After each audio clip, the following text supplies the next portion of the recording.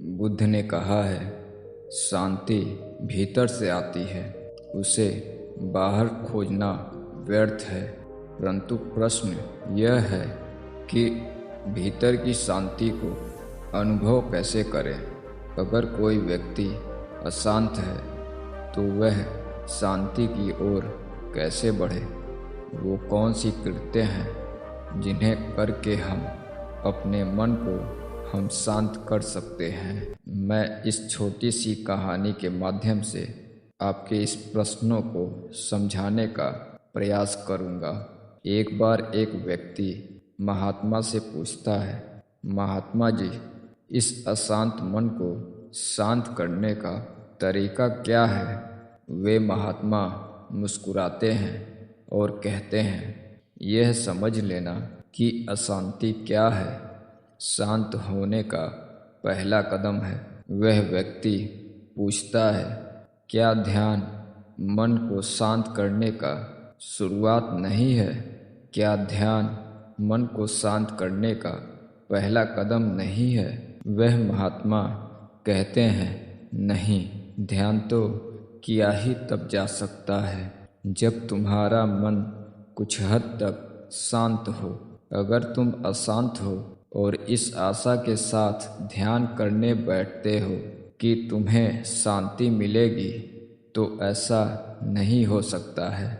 ध्यान करना तभी सार्थक है जब तुम्हारे भीतर कुछ हद तक स्पष्टता और शांति है। अगर तुम पूरी तरह से अशांत हो तो ध्यान काम नहीं करेगा, क्योंकि तुम आंख बंद करके भी वही सोचोगे जो आंखें खोलकर भी सोचते हो।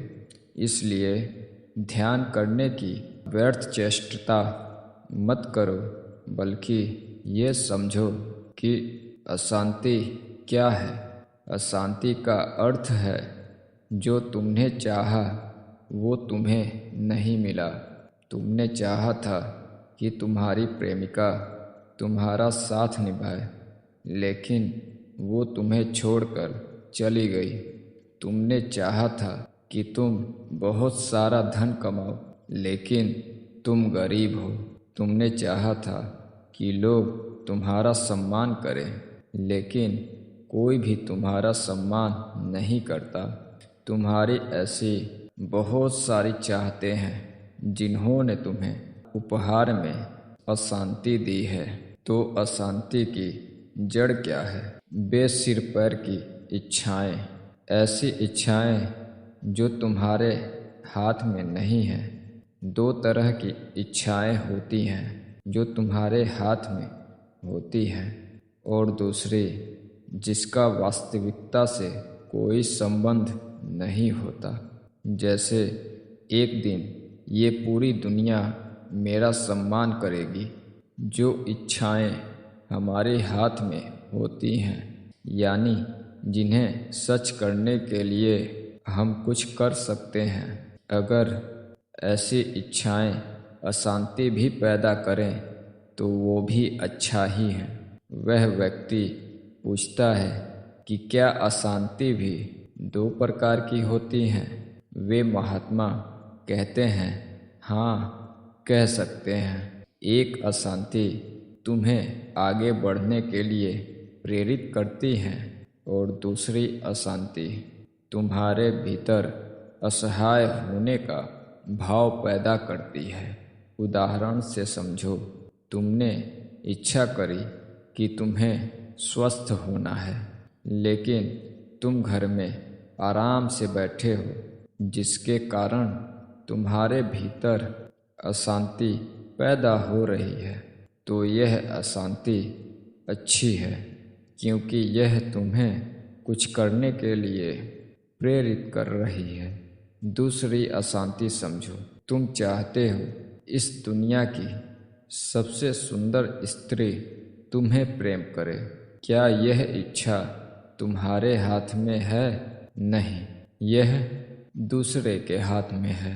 क्या इस तरह की इच्छाएं रखने वाले व्यक्ति की जीवन में कभी शांति आ सकती है?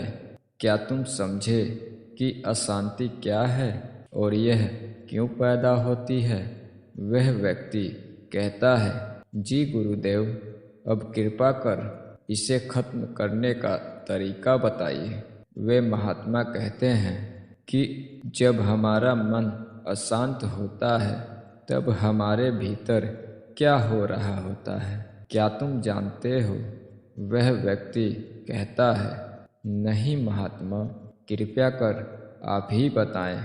वे महात्मा कहते हैं, हम लगातार अपने भीतर बोल रहे होते हैं। हम लगातार खुद को नकारात्मक सुझाव दे रहे होते हैं, जैसे मेरा जीवन खराब है, मेरा जीवन नर्क है, भगवान ने मेरा साथ नहीं दिया, मेरी किस्मत खराब है, सभी लोग बुरे हैं, किसी को मेरा दर्द नहीं दिखता, कहीं ये ना हो जाए, कहीं वो ना हो जाए।